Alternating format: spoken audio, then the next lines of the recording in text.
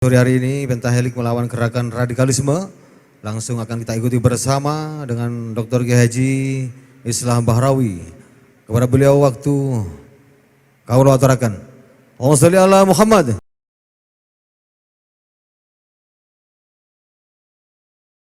Bismillahirrahmanirrahim. Assalamualaikum warahmatullahi wabarakatuh. Allahumma sholli ala Sayyidina Muhammad wa ala ali Sayyidina wa maulana Muhammad. Yang saya hormati Pak Kiai Haji Ali, ini anggota DPR, sama-sama orang Jakarta, tapi beliau ini sebenarnya sohibul bait ya sebenarnya ya. Cuma kadang-kadang bertakiyah juga ini. Bertakiyah jadi tuan rumah sebenarnya. Yang saya hormati Ketua PCNU, Ketua MWCNU beserta Banom-Banom NU, Ansor, Muslimat, Fatayat. Nah, dari tadi kan kita bahas radikal. Gus Ainun, semua bahas anti radikal. Apa tim 99 anti radikal. Radikal itu apa coba? Saya mau tanya. Apakah radikal ini kelompok separatis KKB Papua? Ataukah radikal ini adalah orang-orang yang kemudian yang biasa menyerang NU? Atau ada juga kadang-kadang banser yang ikut memblokade ustadz-ustadz yang dianggap sangat kasar terhadap masyarakat. Atau ustadz-ustadz yang memecah belah sehingga banser kemudian melakukan penghadangan. Loh, banser radikal juga kalau gitu. Lah iya kan? Nah, artinya kita harus membahas tentang radikal ini secara ontologi dan juga secara epistemologi. Wah, tambah sulit ini bahasa. Ini soalnya bahasa filsafat. Tapi begini, definisi tentang radikalisme ini belum pernah ada kata sepakat sampai hari ini. Bahkan negara tidak pernah menggunakan kata radikalisme dalam berbagai nomenklaturnya. Setiap undang-undang disebutnya ekstremisme dan terorisme. Undang-undang nomor 15 2003, Undang-undang nomor 9 2010, Undang-undang nomor 5 2018, Perpres nomor 7 2021. Tidak ada satupun yang menyebut radikalisme. Yang disebut adalah ekstremisme dan terorisme. Mengapa radikalisme tidak disebut? Karena secara definitif belum ada keputusan yang sama dari berbagai akademisi di dunia. Tapi Densus pakai apa sih definisinya? Ya karena setidaknya ada saya di dalam, lalu Densus menggunakan definisi dari salah seorang ulama Ahlus Sunnah wal Jamaah yang sekaligus guru besar di Universitas Al-Azhar Mesir. Namanya Syekh Usamah Sayyid Al-Azhari. Dalam kitabnya yang bernama Al-Haqqul Mubin, dia menerangkan bahwa radikalisme itu adalah orang yang berupaya memecah belah masyarakat dalam rangka mewujudkan keinginannya untuk melawan kepada negara yang ditinggalinya. Ini definisinya. Densus memakai ini. Nah, mengapa Banser kemudian tidak ditangkap oleh Densus ketika menghadang ulama-ulama Wahabi? Nah, ini saya terangkan di sini. Makanya kan sering ini. Wah, kalau gitu Banser itu juga radikal karena sering nyetop penceramah-penceramah. Kalau kita mengacu ke definisinya Syekh Usamah Sayyid Al-Azhari, maka Banser ini melakukan upaya-upaya penghentian terhadap hasutan-hasutan yang bisa memecah belah masyarakat dan mereka yang tidak mau dan tidak patuh terhadap keputusan bersama di negara itu. Lanjutkan Banser, secara empiris Anda benar. Secara dalil Anda benar. Kanjeng Nabi juga pernah melakukan berbagai adagium-adagium penggunaan istilah munafik kepada orang yang melawan terhadap keputusan negara. Nabi pun juga pernah mengatakan munafik hatta kepada orang Islam maupun kepada orang Kristen maupun Yahudi. Yaitu siapa? Orang-orang yang menolak berperang bersama Nabi, lalu Nabi mengatakan mereka orang munafik. Karena apa? Karena mereka tidak patuh terhadap keputusan bersama di dalam negara itu. Yaitu apa? Tidak patuh terhadap piagam Madinah yang mengatur hak dan kewajiban serta penghargaan terhadap harkat dan martabat seluruh umat manusia di Madinah tanpa melihat latar belakangnya. Nih, Nabi pun frontal ketika ada orang yang berusaha mengkhianati negara Madinah. Termasuk juga tadi yang diceritakan oleh Pak Kiai kepada Zulhuwaisirah. Karena dia menuduh Nabi tidak adil, lalu Nabi mengatakan, kalau saya tidak bisa kamu tuduh berbuat tidak adil, siapa lagi yang bisa berbuat adil? Lalu kata Nabi, kelak akan banyak kelompok-kelompok seperti ini yang akan muncul, yang hanya membaca ayat-ayat cukup sampai tenggorokannya saja, tenggorokan. Mereka akan terlepas seperti anak panah yang terlepas dari busurnya. Ini Nabi ini. Nah, kelompok inilah kemudian yang menjadi prototipe, menjadi embrio radikal yang selalu berusaha merongrong negara. Kalau kemudian teman-teman NU melawan ini, soheh ini. Lawan Pak, demi konsolidasi masyarakat.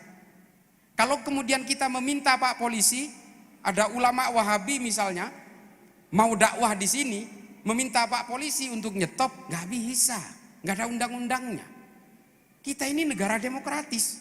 Kita tidak punya undang-undang yang sifatnya preemptive strike. Kita hanya preventif. FPI dibubarkan, iya organisasinya karena material. Tapi kalau orang-orangnya kemudian bergerak, apakah kemudian polisi bisa menghentikan? Nggak bisa. Kita tidak punya undang-undang seperti Singapura, Pak. Abdus Somad mau masuk ke Singapura ditahan, nggak boleh masuk. Mereka punya undang-undang preemptive strike, namanya Internal Security Act. Amerika punya Homeland Security Act. Malaysia punya Internal Security Act yang dikeluarkan oleh Special Branch. Semua punya. Nah, kita kenapa tidak punya? Ya karena kita negara demokrasi. Mereka adalah orang-orang munafik yang mengharamkan demokrasi tapi mereka memanfaatkan kebaikan demokrasi. Kelompok-kelompok seperti Hizbut Tahrir, Ikhwanul Muslimin, kelompok-kelompok seperti yang menginginkan negara ini berubah menjadi negara khilafah, ini adalah orang-orang munafik. Karena mereka hanya bisa hidup di negara demokratis, Pak. Di negara-negara yang menggunakan hukum agama, mereka justru diharamkan. Saudi hari ini menangkap ulama-ulama yang menyuarakan khilafah. Menangkap aktivis-aktivis Hizbut Tahrir dan Ikhwanul Muslimin. Semua ini. Dan Saudi hari ini betul-betul ingin melepaskan diri dari Wahabi Salafi ini. Dia udah gak kuat dia. Karena menurut Muhammad bin Salman dalam wawancaranya dengan Frontline, ya bisa dilihat di YouTube, kalau Saudi tetap menganut paham ini, maka Saudi akan menjadi negara paling primitif di dunia 100 tahun ke depan. Karena mereka berusaha memundurkan peradaban, Pak. Apa-apa bid'ah, ini bid'ah, itu bid'ah. Dan mereka memaksa untuk hidup seperti pada abad-abad awal tahun lalu.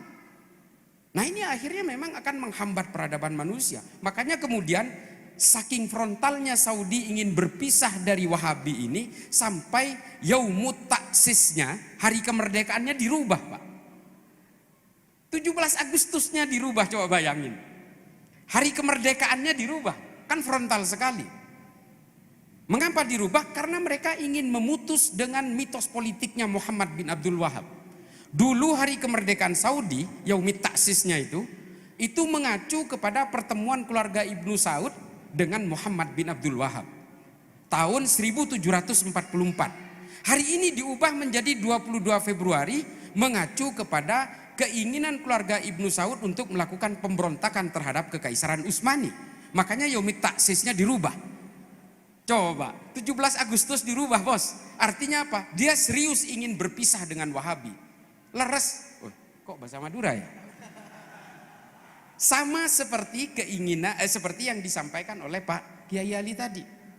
Pak Kiai Ali cerita benar, mereka betul-betul ingin melepaskan diri. Bahkan ya kalau kita perhatikan salah satu imam Masjidil Haram As-Sudais ketika corona kemarin, dia bahkan menyelipkan di dalam doanya itu adalah salah satu kutipan dari Barzanji. Ini mudah-mudahan masih ada di YouTube. Bisa dicek. Ya badratim min hazakulla kamali madza yu'abbiru an ula kamaqali. Ini untuk betul-betul memuji Kanjeng Nabi, meminta barokahnya Kanjeng Nabi supaya corona ini cepat hilang. Ini kan terobosan luar biasa. Barzanji ini benda haram buat Wahabi, tapi kutipannya diambil. Nah, ini ini loh, perubahan-perubahan besar di dalam Saudi ini pada akhirnya memang ya Wahabi pun pada akhirnya ingin menjadi NU pada saatnya. Tapi ironisnya orang Wahabi di Indonesia itu ingin menjadikan Saudi. Indonesia ini ingin dijadikan seperti Saudi masa lalu. Sementara orang Saudi ingin menjadikan Saudi seperti Indonesia hari ini. Kan kebalik-balik sudah. Ini loh. Ini kenceng gak speaker ini keluar? Maksud saya biar tetangga-tetangga ini dengar gitu loh. Jadi kita udah gak bisa diam-diam bergerak di bawah permukaan, malu-malu. Udah gak bisa, Saudi aja yang menjadi negara kelahiran Wahabi itu sekarang udah terang-terangan kok. Muhammad bin Salman ini harus kita apresiasi dalam konteks mereka melakukan reformasi. Dan dia secara terbuka mengakui bahwa dulu Wahabisme ini diekspor ke seluruh negara dengan berbagai produknya ini atas permintaan Amerika. Nah ini menarik ini. Ketika perang dingin, Amerika ingin ada ideologi yang bisa menandingi gerakan-gerakan komunisme internasional ketika Uni Soviet sedang berjaya secara ideologi. Lalu dicari yang paling tepat oleh Amerika ini. Apa yang paling enak? Wah, Islam ini. Orang Islam kan gampang dibodoh-bodohin. Nah ya kan? Islam ini gampang dibodoh-bodohin. Disulut sedikit udah langsung mau jihad. Lalu kemudian datanglah kepada Saudi. Ini ceritanya Muhammad bin Salman. Saudi ketika itu baru menemukan minyak awal tahun 70-an. Lifting cost-nya paling rendah di dunia. Wah, uangnya banjir. Cara narik minyaknya dibantu oleh 3 teknologi. Satu Amerika dengan Halliburton, kemudian dibantu juga oleh Prancis dengan Schlumberger, kemudian ada Inggris juga yang melakukan logging sistemnya. Nah, teknologi-teknologi yang dipakai Saudi ini dijadikan alat sandera. Ayo, kalau kamu tetap ingin ngebor minyak dari bawah permukaan tanah kamu harus mau dengan perintah saya. Apa itu? Sebarkan Wahabimu ke negara-negara Islam untuk menandingi pengaruh Uni Soviet. Ini tahun ketika perang dingin, Pak. Zamannya Leonid Brezhnev. Nah, sejak itulah kemudian diekspor kemana-mana, bikin masjid, bikin pendidikan, termasuk Lipia di Jakarta. Ini biangnya, Pak, biangnya Wahabi ini. Lipia ini tempatnya Abu Bakar Basir juga sekolah di situ, Oman Abdurrahman, Bahrun Naim, teroris-teroris yang ditangkap itu rata-rata lulusan Lipia, Pak. Ini dibiayai Saudi ini. Gak tahu sekarang seperti apa, tapi ya mohon maaf, Lipia ini juga tempatnya Habib Rizik sekolah juga di situ, tapi jangan salah, Gus Ulil Absor Abdullah juga lulusan sana. Guru kitab saya hari ini juga alumni sana. Saya ngaji kitab Irsyadul Ibad dan Al-Mujalas wa Jahirul Ilmi dari seorang habaib lulusan Lipia juga. Nah, ini kemudian menjadi satu teori yang sangat gamblang kalau kita gambarkan hari ini, bahwa berbagai ajaran-ajaran yang datang ke negara kita ini, baik yang Wahabi Salafi, baik yang Hizbut Tahrir, baik yang Ikhwanul Muslimin, ini semua datang ingin menguasai negara kita. Makanya 3 kelompok ini termasuk kategori radikal. Karena semuanya mengusung ingin mengubah Indonesia ini menjadi negara agama yang dalam ilmu sekolah disebut teokrasi. Nah, inilah keinginan mereka itu, makanya setiap dari 3 kelompok ini beserta cabang-cabangnya ini semua masuk kelompok radikal. Nah, ini tugasnya tim 99. Dari sini kemudian kita tahu bahwa radikal itu adalah kelompok apapun yang menggunakan metodologi pemecah belahan, divide, divide Jepon reng blente. Nah, seperti kata orang Belanda, divide, ini saya campur bahasa Madura karena saya tahu ada orang Madura ya. Divide kata orang Belanda, divide dalam bahasa Inggris sebagai metodologi untuk apa? Untuk menjejalkan pemahaman bahwa negara ini harus berbasis khilafah. Nah, ada 2, Pak, ini yang paling terakhir. Ada 2 kelompok radikal yang harus kita waspadai selain Wahabi Salafi, Hizbut Tahrir dan sebagainya. Yaitu kelompok yang ubudiyahnya sama dengan kita. Sama-sama tidak suka terhadap Wahabi, tapi dia juga maulidan, dia juga tahlilan, dia juga haul, dia juga ziarah kubur, yaitu kelompok yang bernama Ikhwanul Muslimin. Nah ini efektif memecah belah kawan-kawan NU Pak di kalangan bawah. Saya rasakan sendiri. Ketika Ustadz dari Ikhwanul Muslimin ini mengatakan bahwa bom bunuh diri itu halal dan bagian dari harokah istishhadiyah, saya protes, jangan main-main dengan fatwa itu. Saya diserang oleh teman-teman NU sendiri Pak. Artinya apa? Dia sudah berhasil memecah belah NU. Karena apa? Teman-teman NU tidak paham. Mentang-mentang dia juga melawan Wahabi, mentang-mentang dia juga anti Mujassimah, dia juga bagian dari Asy'ariyah, dia juga ikut-ikut membela ubudiyah kita, tapi dia tetap membela khilafah. Ini bedanya dengan kita. Dan teman-teman NU di bawah terpengaruh oleh Ustadz ini. Makanya ketika saya protes tentang fatwa harokah istishhadiyah ini, yang nyerang saya juga teman-teman NU dari Sidogiri. Saya dibilang kafir, saya dibilang fasik, saya dibilang liberal, saya dibilang orang Kristen yang disusupkan untuk memecah belah Islam. Padahal saya ini lahir dan insya Allah sampai mati itu Nahdien Pak. Itu. Nah, ini loh yang sudah mulai terasa efektif. Saya bilang jangan macam-macam dengan fatwa seperti ini. Karena apa? Fatwanya Ustadz ini videonya ditemukan di dalam handphonenya pelaku bom Katedral Makassar dan pelaku bom Cicendo di Bandung. Videonya Ustadz ini. Meskipun Ustadz ini mengatakan fatwa ini hanya berlaku di Palestina, tidak berlaku di Indonesia karena Indonesia negara damai. Disclaimer ini tidak bisa dipegang karena Indonesia ini menurut teroris-teroris Wahabi itu, Indonesia ini bukan negara damai Pak, ini wilayah perang, ini Darul Harbi, ini adalah negara togut. Semua orang yang bernaung di bawah negara ini adalah darahnya halal, ini menurut mereka. Jangan main-main dengan fatwa. Saya bilang, saya diserang sama teman-teman NU sendiri Pak, kan efektif. Termasuk saya ketika memprotes Ustadz ini juga. Ketika dia mengatakan semua orang Islam wajib menegakkan khilafah. Menurut Imamul Hakim dalam kitab Al-Mustadrak ala Sahihain yang disohihkan oleh Adz-Dzahabi bahwa orang Islam wajib. Gak bisa Pak, yang baca kitab ini kan bukan hanya dia. Saya juga sudah baca kitab ini. Dan Adz-Dzahabi tidak mensohihkan apa yang dikatakan Imamul Hakim itu.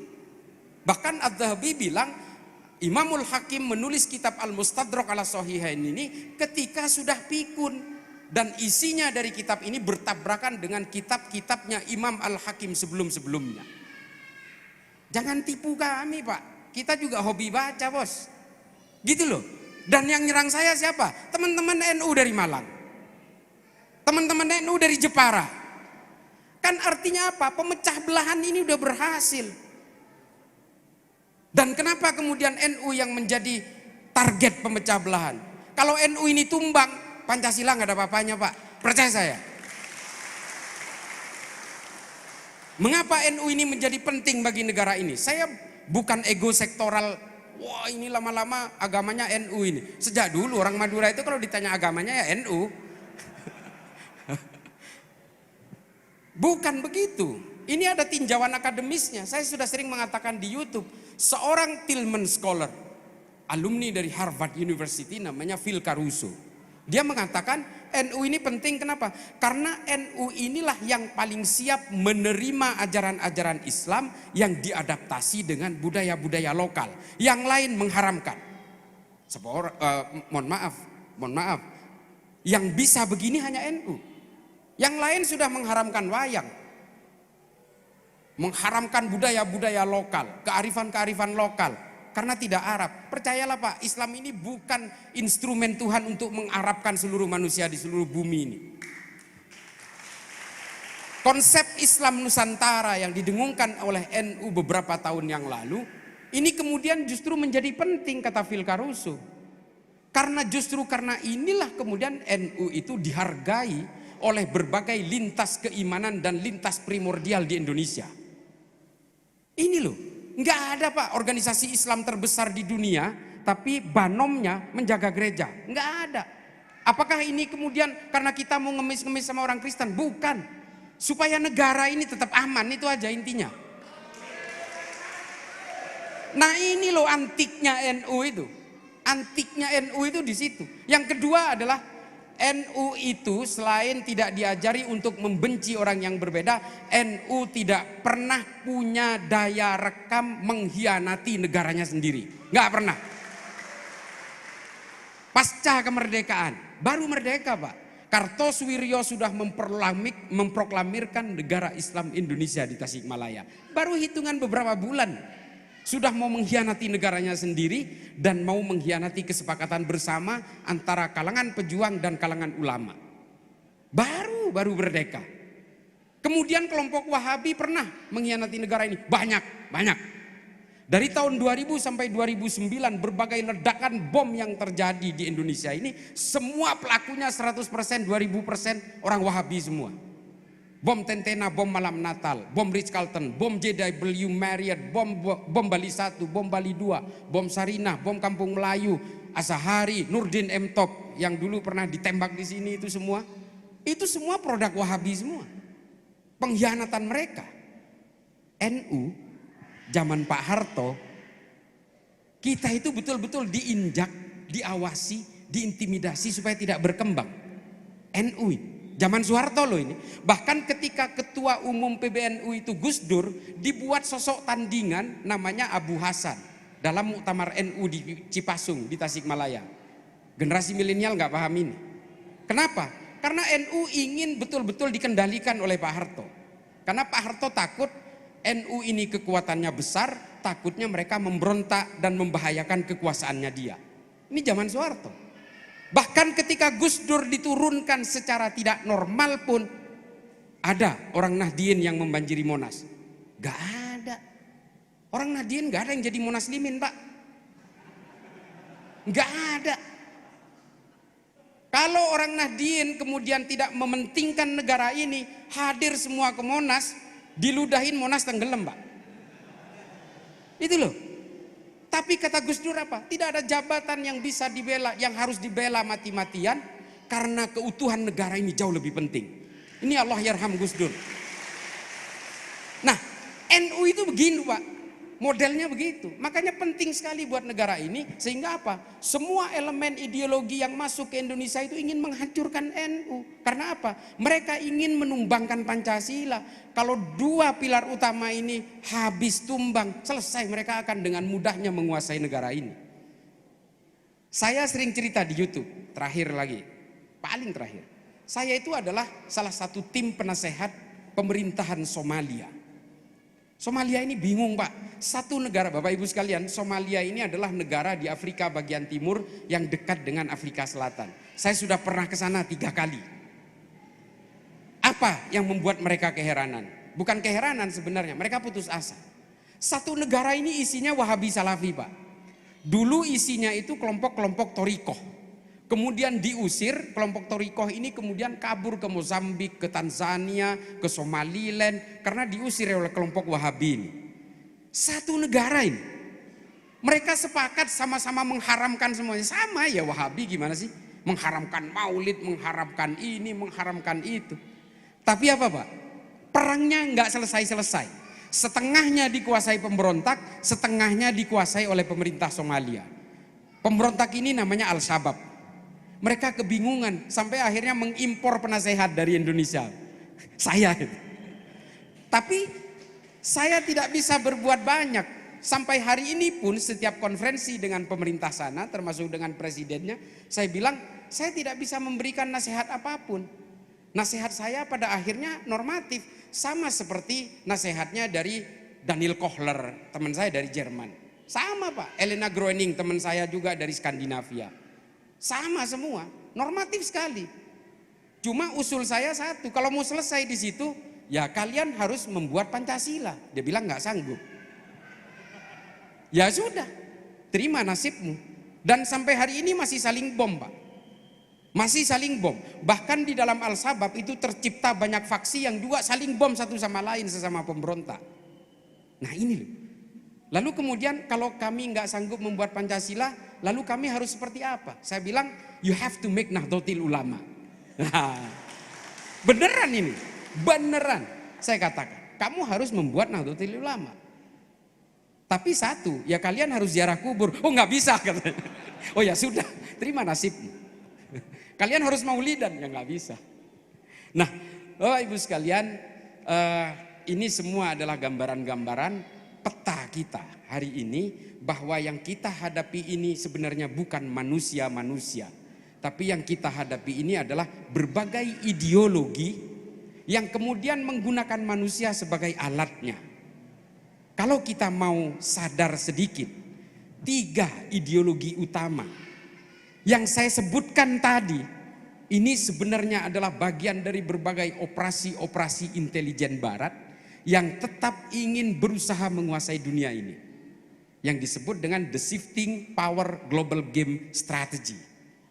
Kalau kita perhatikan, kantornya Ikhwanul Muslimin yang saya ceritakan tadi di mana? Di Inggris, Pak. Di London. Kantor pusatnya Hizbut Tahrir di mana? Di London, Pak. Kantor pusatnya Syiah Rafidhah yang juga ingin khilafah itu di mana? Di Inggris, Pak. Coba.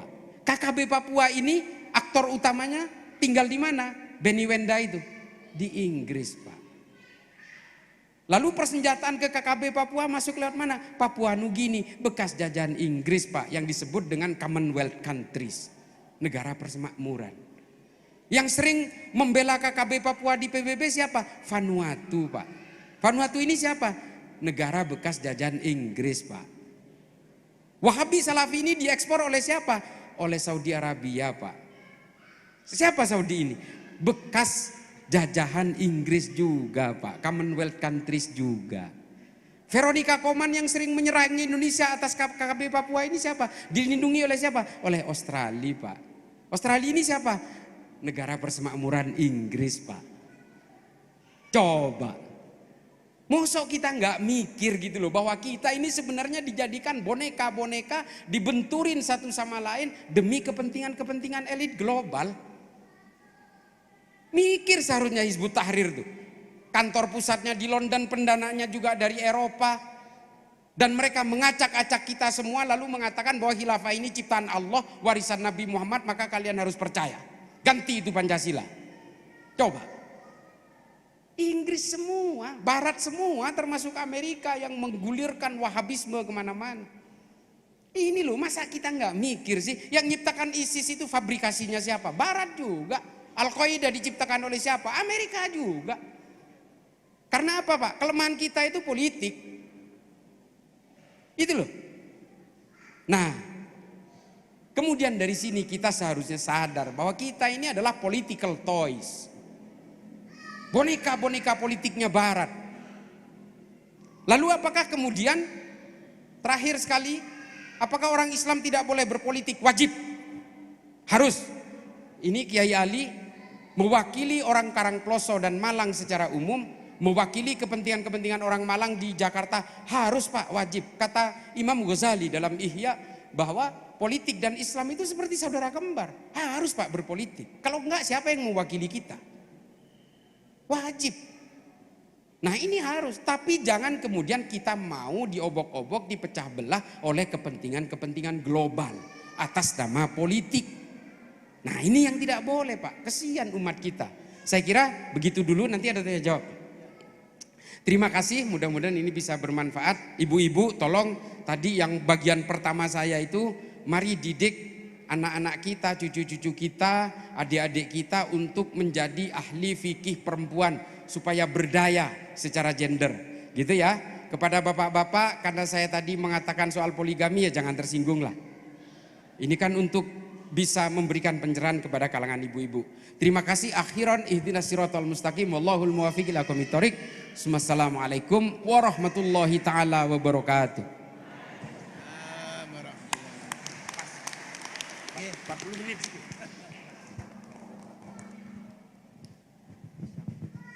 Oke, terima kasih Gus Islah Bahrawi, demikian memaparkan peta dan juga perkembangan radikalisme. Saya buka satu sesi dulu untuk 2 penanya. Langsung sebutkan nama, dari mana, dan pertanyaannya. Singkat, padat, jelas, tidak usah menjelaskan, tapi langsung bertanya saja gitu ya. Oke, satu lagi. Ya, Mas Fahmi. Dua aja dulu atau pripun? Langsung empat. Oh, Pak Andan juga mau tanya? Oke. Kalau gitu satu lagi, sekalian sudah, empat pertanyaan berarti, selesai udah. Satu, dua, tiga, satu lagi pertanyaan, ibu-ibu. Saya kasih porsi untuk, iya. Satu untuk ibu-ibu, ada yang mewakili? Tidak ada, ya sudah.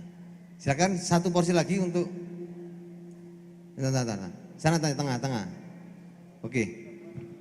Dari Pak Andan dulu, Pak Andan mau ke Pak Andan.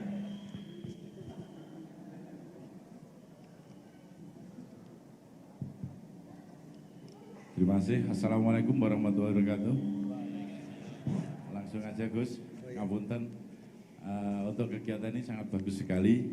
Mungkin untuk kegiatan ini hanya saran saja Gus. Mungkin untuk kegiatan mungkin di lain hari, alangkah baiknya dihadirkan ex napiter sehingga memberikan pemahaman sebagai testimoni kepada rekan-rekan yang baru dilantik, terutama nanti Gus Ainun, silakan nanti bisa koordinasi dengan Pak Kasatitel, karena dulu, mohon maaf, dulu memang itu bagian kami membawai kelompok radikal yang beberapa kali kegiatan penangkapan oleh Densus. Kebetulan saya ikut bersama Pak Tumpo untuk yang di Kabupaten Malang, terutama Karangploso, Singosari, Pakis. Kebetulan saya ikut Gus. Untuk alangkah lebih baiknya mungkin untuk kegiatan seperti ini dihadirkan para ex-navit merah putih di Kabupaten Malang ini ada. Insya Allah mereka mau. Kemarin sudah kita hadirkan di beberapa forum kegiatan FGD, itu mereka hadir. Sehingga memberikan pemahaman kepada rekan-rekan terutama yang baru dilantik, kelompok Ababil maupun yang 99, sehingga betul-betul paham mereka itu seperti apa gerakannya, sehingga itu membuat dasar dari rekan-rekan untuk turun nanti dari desa ke desa atau kecamatan. Itu Gus. Kemudian Ustadz Ali Fauzi yang dari Yayasan Lingkar juga, beliau pasti mau hadir. Kemarin di Malang juga kami hadirkan, beliau juga hadir. Itu tokoh yang di Jawa Timur, Yayasan Lingkar, beliau pasti mau hadir untuk memberikan testimoni. Insya Allah dari Pak Kapolres atau Pak Kasatitel pasti akan mendukung itu. Itu hanya saran aja Gus, sehingga untuk memberikan pemahaman gimana sih mereka melaksanakan aksi terorisme maupun kegiatan-kegiatan radikal. Itu di salah satunya di Kabupaten Malang ini ada yang pandai merakit bom. Tidak saya sebutkan namanya. Nanti saya persatu-persatu dengan Gus Ainun. Jadi di Kabupaten Malang ini ada ex-napiter yang sudah pinter merakit bom. Kebetulan mereka sama kami ya kedekatan secara nasional. Kemudian di Karangploso ini ada, yang belum merah putih juga ada. Kita pola sentuhan sudah kita laksanakan, alhamdulillah kita pendekatan terus. Kita monitor terus, bahkan mereka sudah hadir di kantor kami. Di kantor kami untuk mencari pelayanan, alhamdulillah kami juga melayani dengan baik, sehingga itu nanti pola pendekatan itulah mulai dari situ. Mungkin itu aja Gus. Jadi mungkin untuk ke depan kalau ada kegiatan seperti ini, mungkin bisa dihadirkan sehingga memberikan pemahaman kepada rekan-rekan. Terima kasih. Akhirul kalam. Wassalamualaikum warahmatullahi wabarakatuh.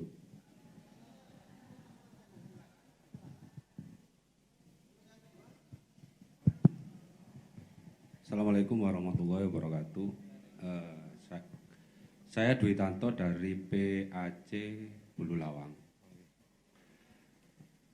Langsung ke pertanyaannya, Cak Islah.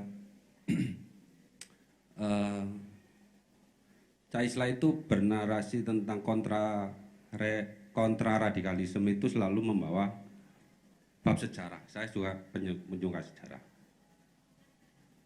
Terutama tentang konflik antar sahabat pasca suksesi wafatnya Rasulullah SAW, itu kan keterlibatan sahabat. Tadi saya dilantik sebagai tim Ababil untuk mengedepankan akidah Ahlus Sunnah wal Jamaah. Ahlus Sunnah wal Jamaah itu kan Ini NU loh Gus. NU itu kan wasuh bihi ajmain. Kalau kita terlalu mengungkap kesalahan sahabat, dilematis Gus. Gimana itu? Gini Gus, ingin saya quote satu pernyataan Gus. Saya quote pernyataan Gus. Kalau saya, Gus pernah bilang, kalau saya, sejarah Islam itu harus dibuka. Memang ulama-ulama kesalahan kita, ulama-ulama kita menyembunyikan yang sekiranya tidak mendukung konsep aswaja, itu harus disembunyikan. Kalau saya harus dibuka. Loh, saya juga mencoba membuka, saya punya sosial media yang lumayan juga followernya Gus. Coba membuka, di vlog kan, ya diserang sama, kebetulan saya juga pakai akun fake, meskipun 7 tahun pakai akun fake. Diserang, itu dilematisnya. Kalau saya sebetulnya pragmatis ya Gus, tapi semua praktek yang harus kami lakukan sebagai tim Ababil tadi sudah disinggung sama Gus, jadi tidak ada yang saya tanyakan secara prakteknya. Soalnya radikal sudah. Langsung pertanyaan. Pertanyaannya itu tadi. Oh, tadi sudah ya, oke. Lebih ke teoritisnya. Ya, oke. Gimana? Soalnya pertanyaan santri Madura itu belum dijawab sama Gus. Pondok pesantren sebagai kultural NU itu ya rentan disusupi Gus. Gimana? Sementara dilematisnya itu tadi, kalau kita membuka sejarah tentang pertikaian sahabat yang kental dengan politik, kita bertabrakan dengan aswaja. Oke, Sekian, assalamualaikum warahmatullahi wabarakatuh. Assalamualaikum warahmatullahi wabarakatuh. Untuk yang ketiga, Mas yang pakai masker, langsung poinnya Mas ya. Bismillahirrahmanirrahim. Assalamualaikum warahmatullahi wabarakatuh. Mohon izin Gus, saya Rizky dari Singosari. Izin bertanya perihal bagaimana kami kader Ansor Banjar yang nantinya akan bergerak di melawan dari radikalisasi, melawan hal itu dengan ramah bukan marah. Dalam artian Islam kan mengajarkan rahmatan lil alamin. Islam yang tidak seenaknya menghakimi orang lain, tetapi kita bisa mengambil hatinya mereka. Bagaimana caranya Gus? Terima kasih. Assalamualaikum warahmatullahi wabarakatuh. Oke, untuk berikutnya yang dari ujung, Mas Fahmi ya. Terus karena tadi Pak Kapolsek hanya ngasih masukan aja, jadi bisa nambah 1 ya, karena cuma 3 pertanyaan. Ya, habis ini Mas ya. Terima kasih. Cek, terima kasih Gus. Assalamualaikum warahmatullahi wabarakatuh. Perkenalkan, nama saya Fahmi Aziz. Kebetulan barusan juga ikut dilantik Gus. Saya berasal dari Sumber Mancing Wetan, Semak Tasek Gus. Dekat laut. Jadi gini Gus, tadi terakhir Gus Islah menyampaikan berkaitan dengan situasi dan politik internasional dan ideologi transnasional yang kemudian dicoba dan ingin dimasukkan ke Indonesia. Sebentar lagi Gus, kita kan juga akan ada hajatan di negara kita, yakni pemilu. Terkadang kita melihat gejolak atau indikasi-indikasi gerakan radikal itu ketika kemudian ada kontestasi pemilihan pemimpin. Karena tadi Gus Islah juga menyampaikan terkait dengan kelompok-kelompok radikal ini juga memanfaatkan demokrasi untuk bagaimana kemudian bisa mencoba memasukkan ajaran-ajarannya. Nah, sebentar lagi kan ini juga ada pemilihan di tahun 2024 ini. Lah mereka juga masuk nggak Gus kira-kira di dalam ranah-ranah demokrasi yang kemudian mereka juga haramkan ini. Dan yang kemudian ingin saya tanyakan terkait dengan hal ini Gus. Kita kan juga ada di kelompok-kelompok mahasiswa Gus. Seperti aktivitas-aktivitas Islam muda, aktivitas-aktivitas halakoh-halakoh yang kemudian mungkin mereka ketika ditanya organisasinya tidak ada lah. Mereka juga mengatakan badan dakwah masjid, halakoh-halakoh tiap kelas dan lain sebagainya. Ini mereka juga ternyata menyampaikan gagasan-gagasan terkait dengan kepemimpinan yang haram bagi mereka. Negara ini memang tauhid. di beberapa kampus di Malang ini saya sering menemui itu, saya sering menyusup lah, ikut-ikut kegiatan halako-halako seperti itu. Di Brawijaya, di UIN itu juga ada aktivitas seperti itu.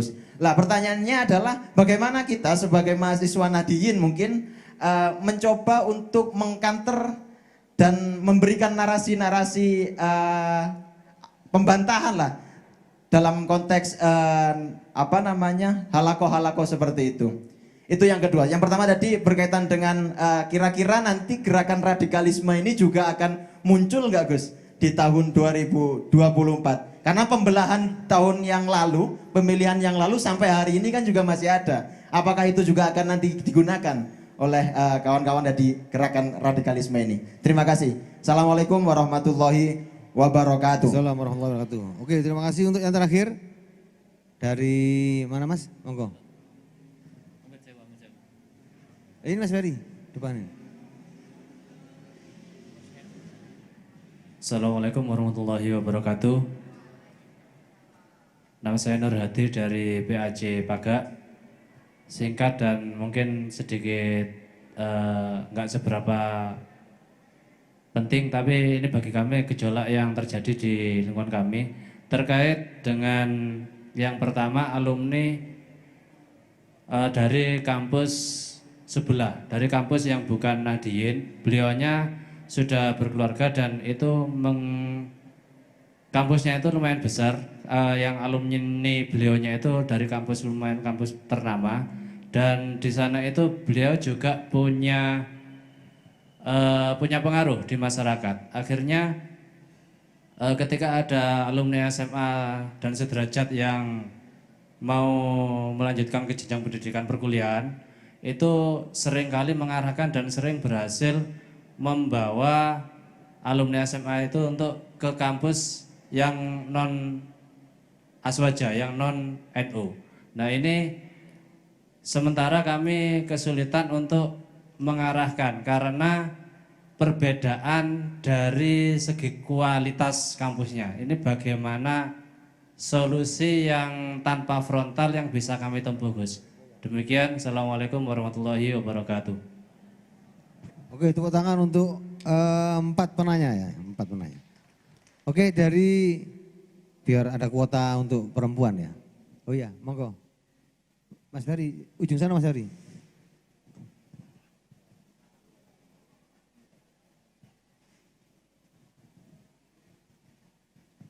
Oke, ini pertanyaan terakhir. Tadi dari Pak Kapolsek hanya masukan untuk mengajukan napiter dari PAJ Bulawang sudah ditangkap oleh Dr. Islah Bahrawi. Monggo. Cek. Bismillahirrahmanirrahim. Assalamualaikum warahmatullahi wabarakatuh. Gus Islah, izin yang pertama saya ingin menyampaikan salam dari abah saya karena orangnya ngefans sekali sama jenengan. YouTube-nya itu setiap hari itu beliau nonton. Itu yang pertama. Terus yang kedua ini Gus Islah izin. Kebetulan saya ini tidak pernah berangkat dari pondok pesantren. Saya murni dari SD negeri, SMK negeri, baru kuliah di kampus NU. Kemudian saya jelas merasakan keresahan-keresahan sebagai generasi muda yang berasal dari sekolah negeri, bagaimana paham-paham radikalisme itu dimasukkan ke sekolah-sekolah umum negeri, seperti itu.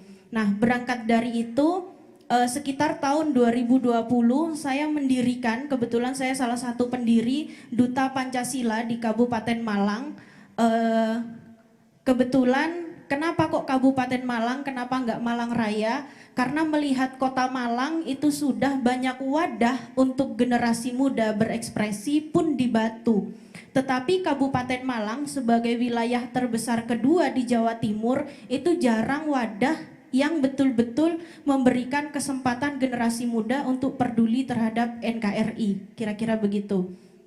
Nah, kemudian Gus, di tahun 2020 kami ada 15 Duta Pancasila, kemudian di tahun yang kedua dari 33 kecamatan kami punya Duta Pancasila di 27 kecamatan, masing-masing 2 sampai 3 orang.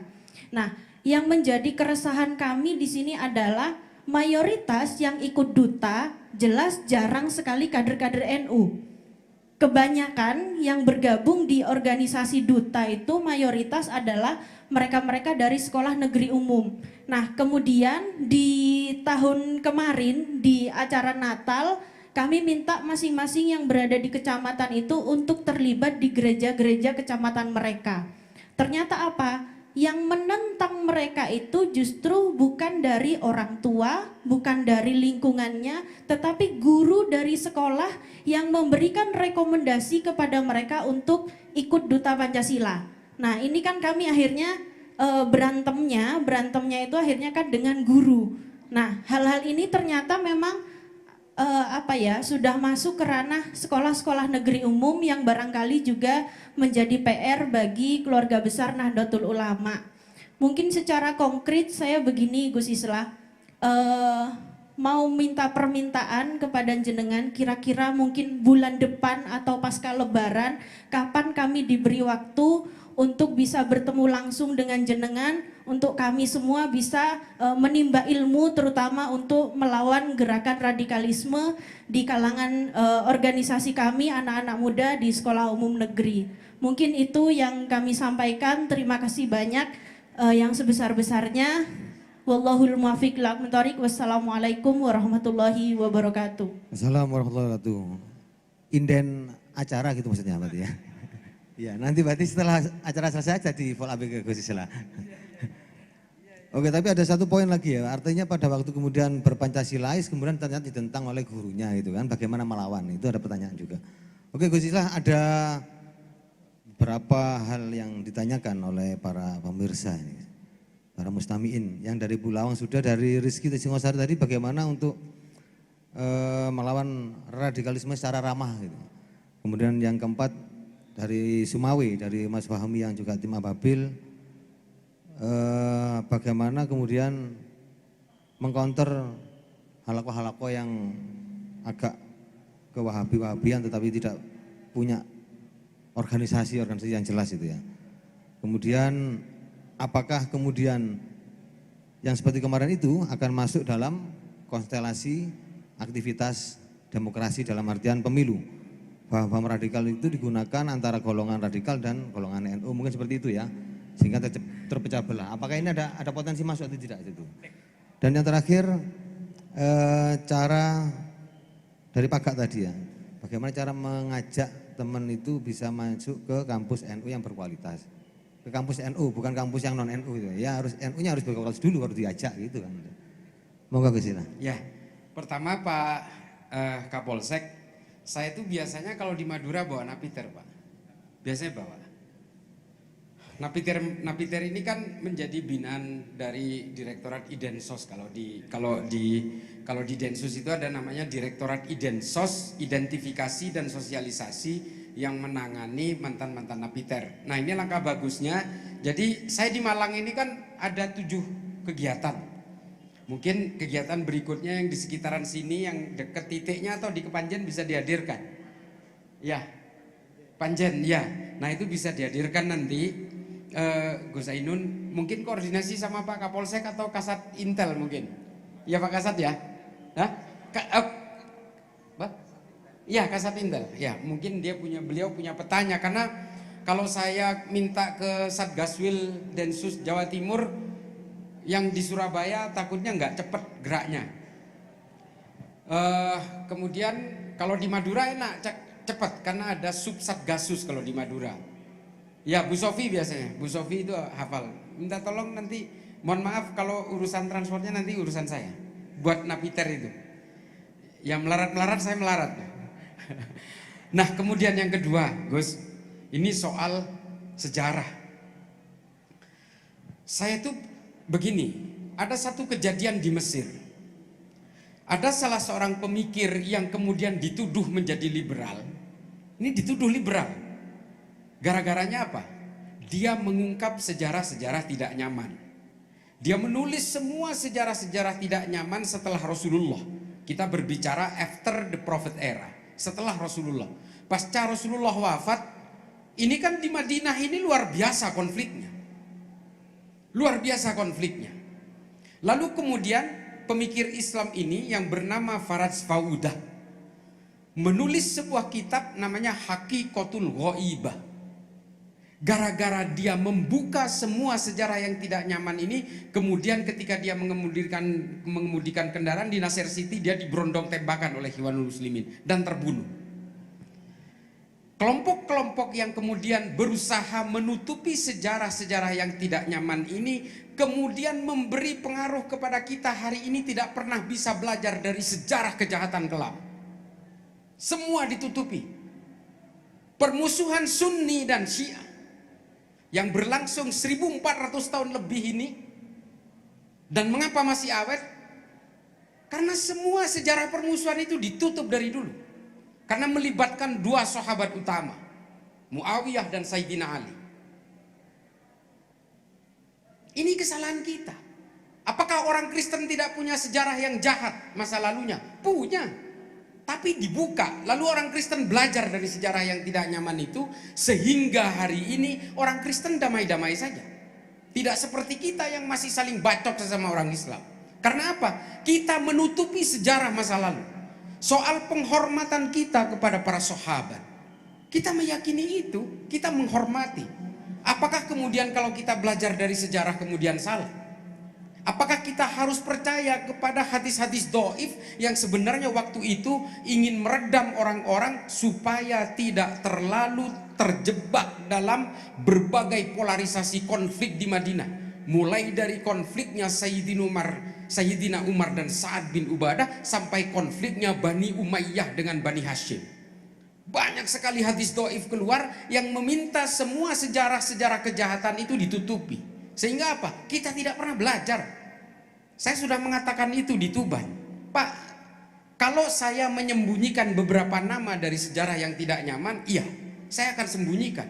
Tapi soal konflik yang membunuh Sayyidina Utsman, soal konflik yang meracuni Sayyidina Hasan, soal konflik yang membantai Sayyidina Husain, soal konflik yang kemudian membunuh Sayyidina Umar, pengkhianatan Marwan bin Hakam, masa nggak boleh kita buka? Bukalah supaya kita belajar. Orang Kristen terlibat perang 30 tahun, membunuh 8 juta orang Eropa. Kejahatan ini. Tapi orang Kristen tidak ada yang menyembunyikan sejarahnya. Sehingga mereka kemudian membuat sebuah perjanjian namanya Westphalia Agreement dan Peace of Prague, dan mereka kemudian menghindar dari berbagai peperangan dengan sesama orang Kristen. Kita hari ini nggak usah jauh-jauh Pak, NU sama FPI aja mau bacok-bacokan di Madura. Karena kita tidak pernah belajar dari berbagai kisah-kisah perang-perang Jamal, perang Siffin, perang Hurrah, perang Zab. Ini perang sesama orang Islam. Belum kita bercerita tentang perang antara keluarga Ibnu Saud dan keluarga Ibnu Rashidin di Saudi, membunuh 13.000 orang Saudi, sesama orang Islam. Karena kita nggak pernah mau belajar.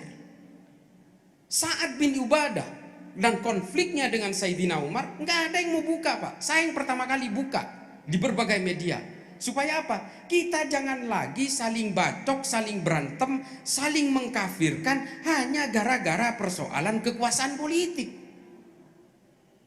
Nah justru karena kita tidak pernah bisa belajar dari sejarah-sejarah kelam itulah kemudian kita dimanfaatkan oleh orang-orang barat menggunakan proksi-proksi politik sehingga kita akhirnya mudah dipecah belah.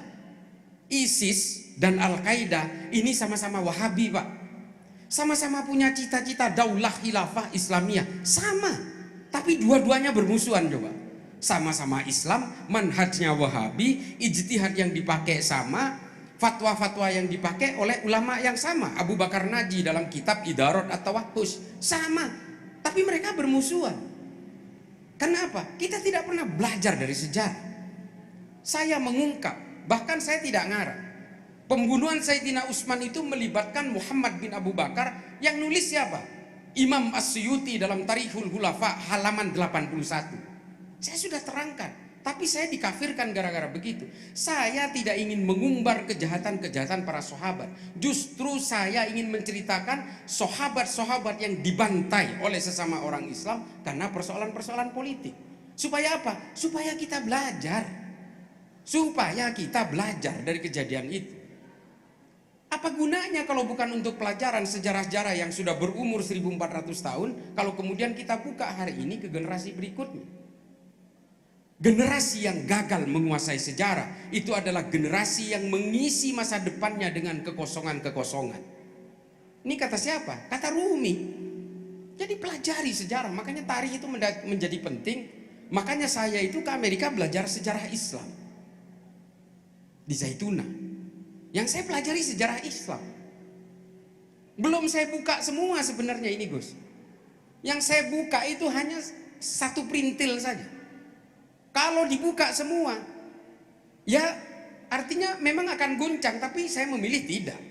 Yang bisa saya buka itu adalah sejarah-sejarah yang bisa menjadi hikmah bagi kita. Menjadi pelajaran bagi kita hari ini bahwa kita tidak boleh lagi saling bantai sesama orang Islam. Saya buka sedikit dalam satu kajian bersama Ustadz Buya Syakur. Buya Syakur Yasin, Candang Pinggan Indramayu. Ketika itu kita membuka sedikit bahwa Rasulullah itu wafatnya diracun. Pada heran kok. Ini juga mungkin heran bahwa Rasulullah diracun. Ngarang? Enggak, ada literaturnya. Ada kitab tarikh yang menulis itu. Cuma ya nggak mungkin lah dibuka. Gitu loh. Prosesnya seperti apa, siapa yang meracun, orang kafir mana yang meracun, nggak perlu dibuka. Nanti kita akan benci kepada orang-orang yang berbeda. Ini saya buka karena memang ada di media. Saya bercerita tentang itu bersama Buya Syakur Yasin.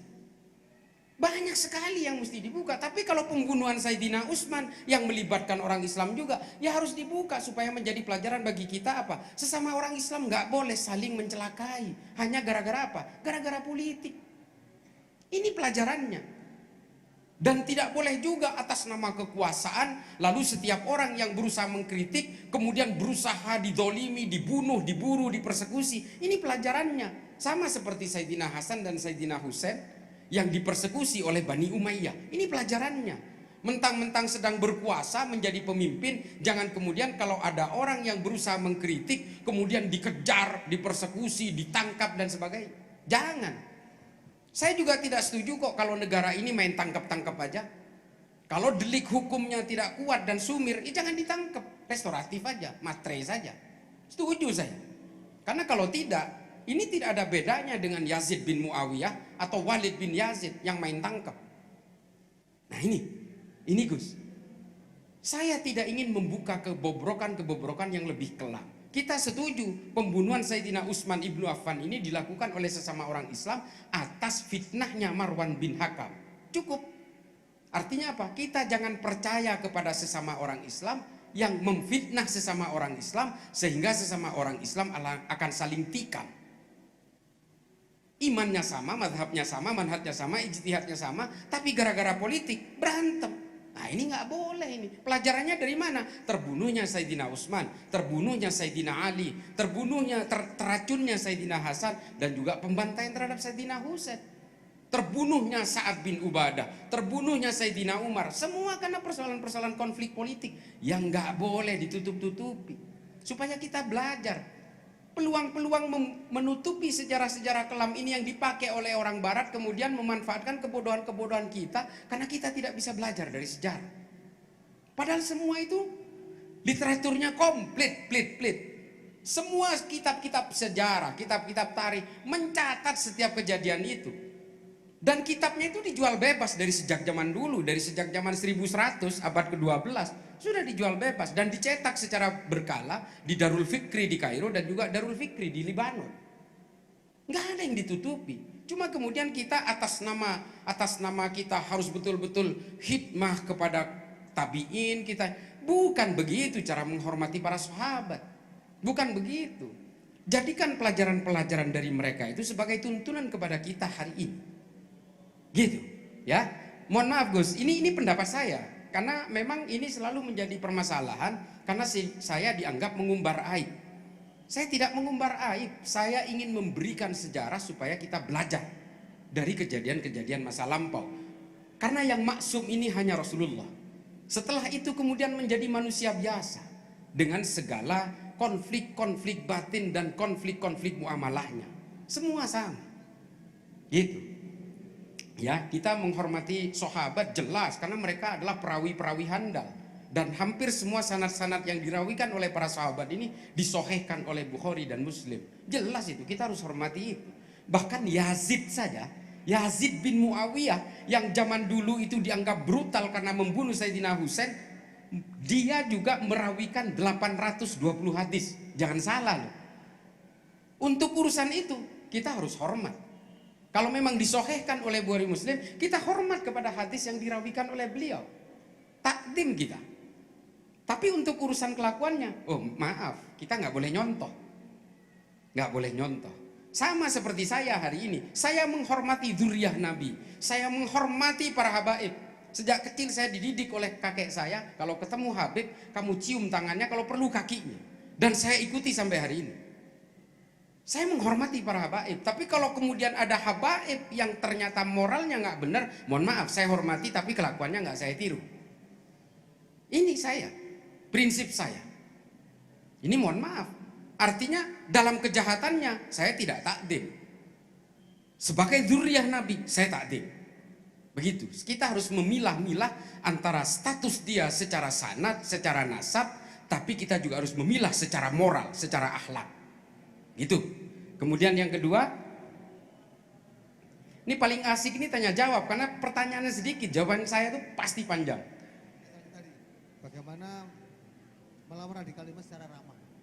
Oh, radikalisme secara ramah. Begini, yang dilakukan oleh Densus 88 hari ini mengacu kepada konsepnya Abdullah ibnu Abbas radhiyallahu an, yang lebih memilih kepada diskusi dan perang pemikiran. Ini tradisi Islam. Islam dalam menghadapi kelompok-kelompok Khawarij ini lebih memilih berdiskusi.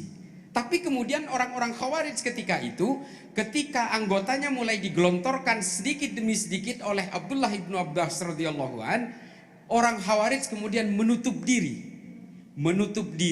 untuk tidak berdiskusi dengan orang lain karena takut anggotanya itu berkurang. Nah, kata-kata ajaran eksklusivisme itu bermula dari sini. Rata-rata Khawarij, orang-orang yang punya niat tidak baik, punya niat untuk memecah belah masyarakat itu rata-rata ajarannya eksklusif. Mereka tidak mau untuk berdiskusi dengan orang lain, padahal metode yang paling betul yang dicontohkan oleh sahabat itu adalah berdiskusi. Makanya saya sering mengatakan kepada kelompok-kelompok pengusung Hizbut Tahrir, ke Felix Xiao dan kepada siapapun, mari kita diskusi. Jangan bersuara lantang di luaran, tapi kemudian tidak ada kontra narasi yang melawannya. Makanya kalau di googling nama saya menantang Felix Xiao, saya menantang Ismail Susanto, tapi ya nggak pernah dijawab. Nggak apa-apa, yang penting tantangannya sudah dilayangkan. Nggak apa-apa, nggak dianggap pun nggak apa-apa. Termasuk ketika Felix mengatakan tidak ada dalil bela tanah air di dalam Islam. Ini sudah saya bantah di berbagai media. Kalau Felix kurang jelas tentang berbagai tinjauan-tinjauan empiris, historis dan analogis genealoginya, silahkan kita ketemu, kita diskusi, live streaming se-Indonesia wes. Nggak ada. Karena cara diskusi ini yang paling efektif menurut Abdullah ibnu Abbas radhiyallahu an. Kalau lewat perang, akhirnya tercipta perang-perang berikutnya, saling bantai satu sama lain dan dendam. Makanya saya juga menekankan kepada Banser kemarin di Pamekasan untuk melakukan penghadangan fisik terhadap kelompok-kelompok sebelah ini. Opsi terakhir itu adalah penghadangan fisik. Sebisa mungkin marilah kita melakukan proses-proses tabayyun, kita melakukan proses-proses diskursus dan sebagainya. Ini memang tawaran saya karena kita punya tradisi itu dalam Islam. Imam Ghazali tidak setuju dengan Rumi membuat tahafud al-falasifah. Ibnu Rus tidak setuju dengan pemikiran Imam Ghazali membuat tahafud at-tahafud. Ini kan tradisi Islam.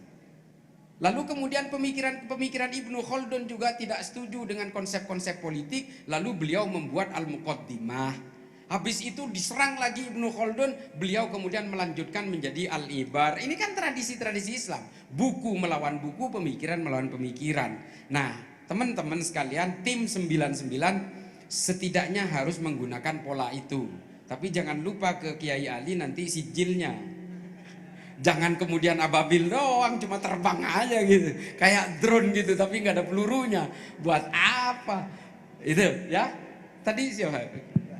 Yang tadi lagi ini, Gus, Masuk enggak yang kelompok-kelompok radikal ini nanti melalui apa ya, medsos gitu ya, ke ranah-ranah menjelang pemilu ini? Oh iya, ini gerakan saya ini, melawan politisasi agama. Kalau yang di Twitter follow saya paling getol itu.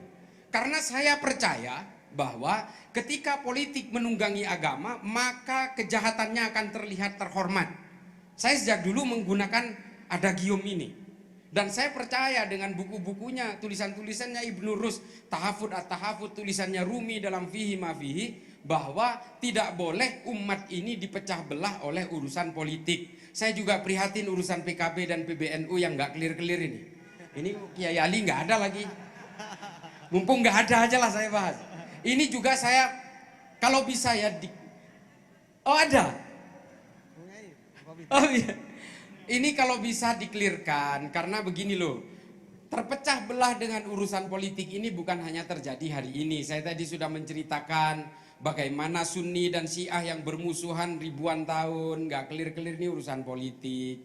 Kemudian permusuhan-permusuhan dengan orang-orang Bani Umayyah dan Bani Hashim, ini juga terwariskan sampai hari ini, saling tuding satu sama lain, saling mengkafirkan, hakimiyah, takfiriyah.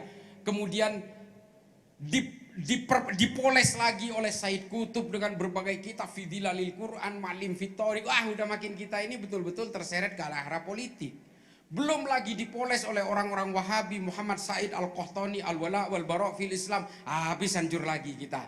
Nah, oleh karena itu, kemudian yang harus kita lawan di 2024 adalah politisasi agama. Politik agama, politik identitas tidak bisa dihindari. Saya ulangi. Politik agama, politik identitas tidak bisa dihindari di negara demokrasi karena kita berbasis elektoral. Orang Karangploso kalau mau nyalek, otomatis dia harus mewakili identitasnya Karangploso.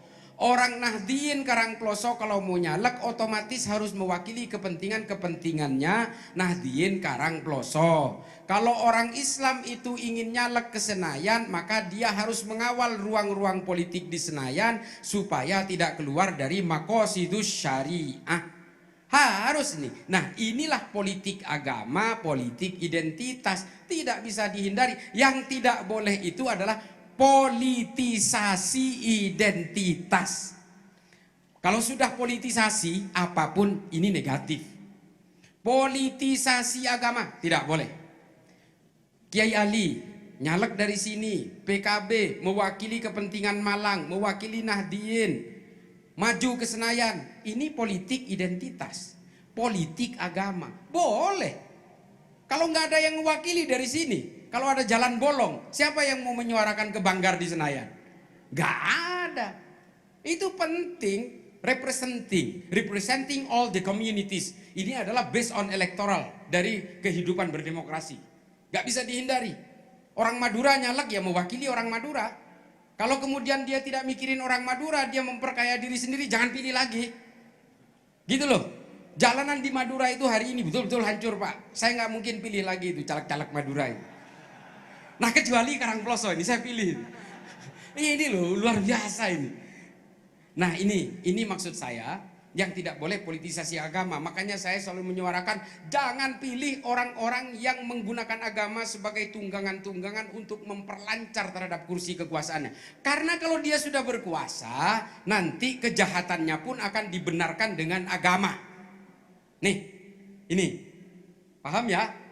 Kalau orang berkuasa menggunakan dalil-dalil agama, nanti kejahatannya ketika berkuasa juga akan dibenarkan dengan dalil-dalil agama. Kata siapa? Ibnu Rus dalam Tahafud at-Tahafud. Jelas. Jadi jangan pilih orang-orang yang menunggangi agama ini. Tapi kalau dia mewakili agama, otomatis harus kita dukung. Orang Kristen juga begitu. Dia akan memilih yang beragama Kristen untuk memastikan bahwa ruang politik ini tidak keluar dari jalur kekristenannya. Kan begitu. Nah, ini politik identitas ini. Tapi bukan politisasi identitas. Gitu loh. Makanya saya kemarin sangat dongkol juga ketika Partai Umat mengatakan, saya sebut aja partainya karena dia juga terbuka mengumumkannya, bahwa masjid itu adalah tempat jihad politik. Ya Allah, 60 tahun Bani Umayyah itu saling caci maki di dalam masjid. Ya kan? Tapi kemudian Umar bin Abdul Aziz mengatakan, oh ini nggak sehat buat umat Islam. Lalu kemudian ditentukan oleh Khalifah Umar bin Abdul Aziz bahwa dalam setiap akhir khutbah, khotib harus membacakan An-Nahl ayat 90 yang dipakai oleh NU sampai hari ini. Setelah berdoa kemudian ibadallah, innallaha ya'muru bil adli wal ihsan, ya kan? Dan seterusnya. Ini karena apa? Supaya akhir khutbah itu bukan sebagai ajang caci maki. Lalu kemudian oleh Khalifah Umar bin Abdul Aziz, ini cicitnya Sayyidina Umar, lalu udah daripada isinya mencaci maki, kemudian berikan dengan surat An-Nahl 90 supaya umat ini redam. Apa isinya? Supaya kalian berbuat adil dan saling menolong di antara sesemua kalian dengan saudara-saudaramu, dan kalian jangan membangun permusuhan di antara sesama orang lain. Ini isinya An-Nahl 90. Orang NU juga kemudian menyelipkan khotib ini, penggalan ayat ini di dalam akhir khutbahnya. Nah ini gunanya. Artinya apa? Zaman Rasulullah pun dilarang untuk menyuarakan kepentingan-kepentingan politik. Kecuali, apakah, kemudian saya ditanya nih di medsos, apakah kemudian Rasulullah tidak pernah berpolitik di masjid? Iya. Rasulullah pernah menyuarakan berbagai ijtihad politik di masjid, tapi dalam rangka apa? Untuk mempersatukan seluruh masyarakat Madinah supaya tidak tercerai-berai. Sering diutarakan oleh Nabi dalam khutbahnya. Yang kedua adalah melakukan konsolidasi perang. Ini dilakukan Nabi di masjid. Tapi apa? Untuk menghadapi musuh bersama. Ulama-ulama NU dulu juga menggunakan masjid untuk mengkonsolidasikan semua umat melawan penjajah Belanda. Penjajah Belanda ini musuh bersama. Sama seperti Nabi yang mengkonsolidasikan orang Madinah untuk melawan kafir Quraisy sebagai musuh bersama. Hari ini enggak, Pak. Orang berkampanye di masjid seperti Partai Umat ini, nanti yang ada orang dibujuk untuk ikut bersama dia melawan musuhnya dia saja. Ini bedanya di situ. Nanti dia akan menyuarakan di masjid, jangan coblos partai ini, jangan coblos partai itu, jangan coblos partai A, B, C, D, cobloslah Partai Umat. Kan begitu. Orang diminta untuk melawan musuhnya dia. Bedanya dengan Kanjeng Nabi itu, Nabi mempengaruhi orang dan mengajak orang untuk melawan musuhnya Nabi dan musuhnya seluruh umat di dalam masjid itu, untuk melawan common enemy, musuh bersama. Nah ini bedanya di situ. Makanya ketika saya melawan Pak Surya Paloh tentang politik integritas dan politik identitas, ya itu. Gitu loh, ya. Kita harus menyuarakan lawan politisasi agama 2024 supaya umat tidak terpecah belah. Hari ini kan begitu, Pak. Dulu kita pemilu 2014, 2019 kita berantem, cebong, kampret, kadrun, baser istana segala macam. Ini kan produk-produknya ini. Prabowo dan Sandiaga Uno udah jadi menteri, kita masih ribut di bawah, Pak. Ini efek politisasi agama ini. Nah 2024 jangan lagi kayak gitu. Kita dibego-begoin elit politik, di atas sudah salaman, kita masih cerai. Suami istri cerai gara-gara politik banyak, Pak. Ketika Prabowo dan Jokowi rujuk, yang suami istri cerai ini nggak ada yang rujuk ini. Nikah lagi dengan orang lain. Itu loh, politik ini udahlah. Kemudian yang satu lagi. Oke, mungkin yang terakhir ini karena nanti kita jam 5 pas kita akhiri gitu. Ya itu dia, makanya saya ngukur. Jangan jam 5 pas ya. Bagaimana Mas Mani mengcounter halako-halako yang ada di kalangan mahasiswa yang tidak berbentuk organisasi tapi Wahabi itu? Ini bagian saya sebenarnya. Saya paling senang itu tampil di satu segmen yang sedikit homogen di kalangan mahasiswa. Karena apa? Saya bisa menggunakan pendekatan-pendekatan empiris dan akademis di situ. Jadi saya tidak harus bisa memilah-milah segmennya. Kalau di sini kan saya harus pilah-pilah ini segmennya. Saya pakai bahasa terlalu tinggi takutnya ketinggian gitu. Terlalu rendah takutnya kerendahan gitu. Nah apalagi di Madura, waduh saya itu kadang-kadang yang sudah dibahas ditanyain lagi. Madura kan. Nah itu kayak gitu-gitu itu makanya ya kalau saya sih terus terang harus dengan menggunakan halakoh-halakoh dan daurah-daurah. Itu harus. Tidak boleh kita menggunakan cara-cara frontal karena dunia akademis itu tidak mengenal itu. Bahkan kata Heinrich Heine, termasuk juga menurut menurut Ibnu Khaldun dalam Al-Muqaddimah, ketika orang sudah membunuh ilmu pengetahuan itu sama artinya dengan memenggal manusia. Nah, pendekatan-pendekatan terhadap kalangan akademisi ini memang harus menggunakan ilmu pengetahuan. No matter, no other choices. Jadi nggak ada pilihan lain. Harus dengan diskusi. Saya paling senang diskusi itu daripada cuma saling mengkafirkan, ya kan? Sekarang ini kan kalau beda pandangan dikit dikafirkan, fasik, liberal, syiah segala macam. Biasa itu. Saya ini udah dikirim neraka berkali-kali, Pak, tiap hari. Iya. Wah, dinerakakan terus. Saya itu betul-betul dicap liberal ya itu karena saya lulusan Amerika ya mbok, saya dulu kok bisa sekolah ke Amerika itu loh. Akhirnya disangkain liberal betul saya. Nah itu tapi ya alhamdulillah biarinlah. Ada salah satu YouTube di Jember. Ini sampai ada 8 itu kontennya khusus menyerang saya. Nama akunnya Benteng Akidah. Saya juga nggak tahu. Wah nyerang saya, Islah ini dibiayai oligarki. Dia ini adalah susupan orang Kristen untuk memecah belah Islam. Ini liberal, ini anti Zionis, segala macam. Waduh, saya tuh kok jadi penting sekali buat dia. Sampai polisi pernah ngasih tahu, Gus, ini bisa dilaporkan, ini ada deliknya ini. Udah memenuhi unsur. Udahlah saya capek ngurusin begituan. Ternyata Allah yang tidak terima. Dibuka aibnya, sekarang ditahan di Polres Jember. Gara-gara meniduri santrinya. Nah, tidak perlu saya, Allah berkehendak. Gitu. Ya, kemudian Adinda, saya siap insya Allah nanti bulan-bulan Syawal saya bisa ke sini. Saya kebetulan setiap Lebaran itu pulang ke Madura saya. Dan biasanya saya tinggal di Madura min 10 plus 10. Jadi 20 hari saya di Madura. Satu syaratnya, saya nggak nerima bayaran. Mohon maaf, saya udah umumkan secara terbuka. Dan bahkan akomodasinya nggak usah repot. Pokoknya tentukan tanggalnya, tentukan lokasinya, saya datang. Akomodasi nggak usah repot-repot, udah pokoknya nggak usah pikirin, saya hadir. Kalau sekali-sekali maksa saya ngasih honor, saya nggak mau datang lagi. Itu syaratnya, ya. Makasih. Udah, makasih banyak. Mudah-mudahan ini bisa menjadi mana. Akhir-akhir banyakan bercanda ya, mohon maaf. Tanpa mengurangi rasa takdim saya kepada para alim, para alama. Dan juga kepada asatid, masyayikh, habaib. Terima kasih, mohon maaf apabila ada kekurangan. Wallahul muwaffiq ila aqwamit thoriq. Wassalamualaikum warahmatullahi taala wabarakatuh.